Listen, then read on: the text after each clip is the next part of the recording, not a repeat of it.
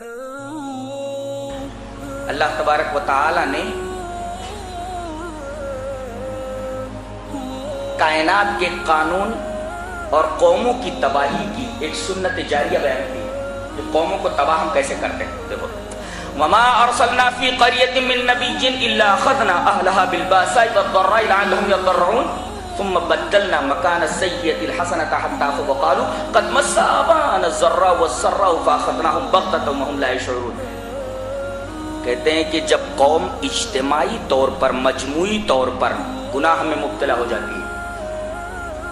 رسولوں کی باتوں پر دھیان نہیں دیتی، مجموعی طور پر. ہاں ایک نقطہ اور یاد رکھا جائے، جب تک گناہ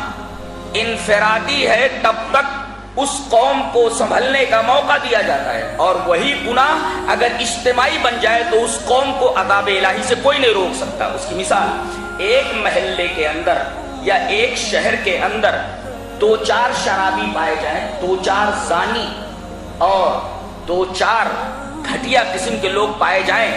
تو قوم کو سدھرنے کا موقع دیا جاتا ہے، اس لیے کہ گناہ ابھی انفرادی ہے، چند لوگ کر رہے ہیں. لیکن اگر یہی گناہ بڑھ کر کے پورے شہر کو اپنی لپیٹ میں لے لے اور گناہ اجتماعی بن جائے تو پھر اس شہر کو عذاب الہی سے کوئی نہیں بچا سکتا. تو نقطہ یہ ملا کہ گناہ جب تک انفرادی ہے تب تک قوم کو سنبھلنے کا موقع دیا جاتا ہے، اور گناہ اگر اجتماعی بن جائے تو پھر اللہ کا عذاب نازل ہو کر رہتا ہے.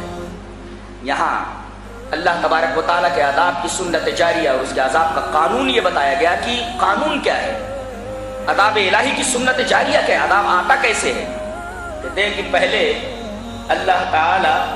یہ دیکھتا ہے کہ قوم مجموعی طور پر گناہ میں مبتلا نہیں ہے تو سنبھلنے کا موقع دیتا ہے، اور اگر قوم مجموعی طور پر پوری کی پوری قوم، پورا کا پورا شہر کسی گناہ میں مبتلا ہو گیا تو اب ہلکے ہلکے عذابات نازل ہوتے ہیں. مثلا قحط، مہنگائی، وبا، بیماریاں، بارش کا رک جانا، یہ چھوٹے چھوٹے عذابات پہلے نازل کیے جاتے ہیں، اور جب لوگ نہیں سنبھلتے، اس کو سیریسلی نہیں لیتے، جبکہ اللہ کا عذاب ہوتا ہے، اس کو لائٹ لے لیتے ہیں، تو پھر اللہ تبارک و تعالی ان کو عذاب میں مبتلا نہیں کرتا، بلکہ پھر بارش برساتا ہے، پھر رزق میں فراوانی عطا کرتا ہے، دولت کی ریل پیل ہو جاتی ہے، دکانیں خوب چلنے لگتی ہیں، تو لوگ کہنے لگتے ہیں دیکھو پہلے قحط آیا، پریشانی آئی، وبائیں آئیں، اب دیکھو خوشحالی آ گئی ہے، بارش زبردست ہو رہی ہے. اور کہتے ہیں کہ ایسا تو ہوتا رہتا ہے، ہمارے آبا و اجداد کے اوپر بھی ایسے ہی آتا رہتا تھا، انقلابات ہیں زمانے کے، یہ تو زمانے کے انقلابات ہیں، کبھی خوشی اور کبھی غم، یہ زمانے کے انقلابات ہیں. اور جب اس مرض میں مبتلا ہو جاتی ہے قوم کی یہ سب انقلابات ہیں زمانے کے، اچانک فاخذناہم بغتۃ،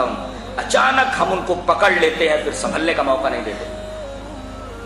یعنی اللہ پہلے ہلکے ہلکے عذابات نازل کرتا ہے، پھر خوشحالی عطا کرتا ہے، اس خوشحالی پر جب وہ مغرور ہو جاتے ہیں اچانک ان کو پکڑ لیا جاتا ہے اور سنبھلنے کا موقع نہیں دیا جاتا. اس کا مطلب یہ ہوا کہ کبھی کبھی خوشحالی بھی بطور عذاب آتی ہے. آدمی کو ہوشیار ہو جانا چاہیے، خوشحالی بھی بطور عذاب آتی ہے. اور یہی یہ نقطہ معلوم ہوا کہ اللہ کبھی لے کر آزماتا ہے، کبھی دے کر آزماتا ہے.